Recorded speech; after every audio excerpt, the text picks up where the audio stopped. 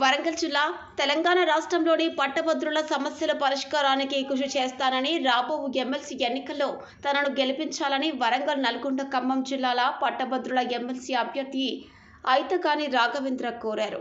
MLC ఎన్నికల ప్రచారంలో భాగంగా వరంగల్ నగరంలో వరంగల్, నల్గొండ, ఖమ్మం జిల్లాల పట్టభద్రుల ఎమ్మెల్సీ అభ్యర్థి ఐతగాని రాఘవేంద్ర కరపత్రాలు పంచుతూ పాల్గొని పట్టభద్రులను కలుసుకొని తమకు ఓటు వేయించాలని ప్రచారం నిర్వహించారు.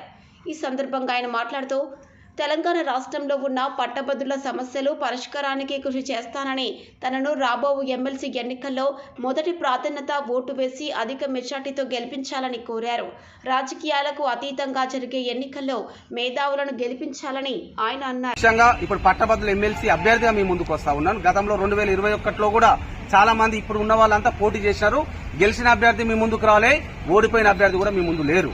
ఇప్పుడు మనం ఏం చేస్తా ఉన్నాం, 3 సంవత్సరాలుగా 2021లో పోటీ చేయలేదు, మీ మధ్యనే ఉన్నా మీ సమస్యల పరిష్కారానికి పోరాటం చేస్తా ఉన్నా. ముఖ్యంగా పట్టభద్రులు అంటే ఎవరు? నిరుద్యోగులు కావచ్చు, ఉద్యోగులు కావచ్చు, ఉద్యోగులలో టీచర్లు కావచ్చు, డాక్టర్లు కావచ్చు, మిగతా అన్ని రంగాలకు సంబంధించిన వాళ్ళు కావచ్చు, ప్రైవేట్ స్కూల్ వాళ్ళు కావచ్చు, కాలేజీల వాళ్ళు కావచ్చు, అందరికీ సమస్యలు వేధిస్తా ఉన్నాయి. వచ్చిన తెలంగాణలో నిజంగా సబ్బండ వర్గాలైన పట్టభద్రుల సమస్యలు పరిష్కారం అవుతాం అనుకుంటే పరిష్కారం కాకపోతే ఇంకా సమస్యలు పెరిగిపోయినాయి. కాబట్టి నిరుద్యోగ సమస్యను అంతం చేయాలన్నాం, జాబ్ క్యాలెండర్ వేయాలన్నాం. స్థానికంగా ఉన్న పరిశ్రమలలో నిరుద్యోగ యువతకు 80% ఉద్యోగాలు ఇస్తే నిరుద్యోగ సమస్య కేవలం వారం రోజుల్లో అంతమైతే దానికోసం పోరాటం చేసే ఏకైక వ్యక్తిగా నేనున్నా. ఇకపై కూడా పోరాటం చేస్తా. మరి పట్టభద్రులనే టీచర్ల సమస్యలు ఉన్నాయి. వాళ్ళు అడుగుతున్నది ఏంది? డిఎల్ కావాలంటున్నారు, పిఆర్సీలు కావాలంటున్నారు, తర్వాత ప్రమోషన్స్ కావాలంటున్నారు. మరి ఖాళీలను భర్తీ చేయమని అడుగుతా ఉన్నాం. మరి చేస్తా ఉన్నారా? చేయట్లేదు. కాబట్టి ఈ సమస్యల మీద కూడా నిరంతరం కొట్లాడతా. టీచర్లకు కావచ్చు, ప్రభుత్వ ఉద్యోగులకు కావచ్చు, వాళ్లకు రాజ్యాంగంగా సంక్రమించిన హక్కులు ఏమైతే ఉన్నాయో, ట్రాన్స్ఫర్స్ కావచ్చు, పదోన్నతులు కావచ్చు, ఎక్కడ లేని విధంగా ప్రపంచంలో ఎక్కడ ఉండదు 4 డిఎల్ పెండింగ్ లో ఉన్నాయి. వాటి కోసం కూడా పనిచేస్తా ఉంటా. మరి డిగ్రీ కాలేజీలు ఉన్నాయి, పీజీ కాలేజీలు ఉన్నాయి, మరి ఇంకా అనేక కాలేజీలు ఉన్నాయి. ఫీజు రియంబర్స్మెంట్ బకాయిలు పేరుకుపోయినాయి. 4 నుంచి 5 వేల కోట్లు పేరుకుపోయినాయి. అవి వెంటనే తక్షణమే విడుదల చేయాలని 3 ఏళ్లుగా పోరాటం చేస్తా ఉంటాం. ఆ పోరాటాన్ని కొనసాగిస్తా ఉంటా.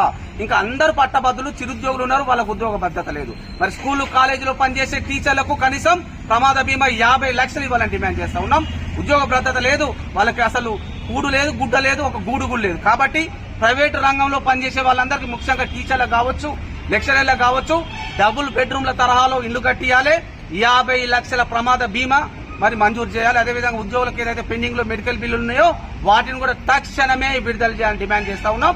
గతంలో పోటీ చేసిన వాళ్ళు ఓడిపోయినారు, మీ దగ్గర రాలే. గెలిచినైనా మీ దగ్గర రాలే. 3 సంవత్సరాలుగా మేమంటే ఉంటున్నా, మీ మధ్యలోనే మార్నింగ్ న్యూస్ చేస్తా ఉన్నా, మీతోనే కలిసి పనిచేస్తా ఉన్నా. కాబట్టి ఒకే ఒక అవకాశం ఇవ్వండి పట్టభద్రులారా. ఒక అవకాశం ఇస్తే మీ గొంతుగా మారతా, మీ స్వరపీఠగా మారతా, శాసన మండలి దద్దరిల్లేలాగా మన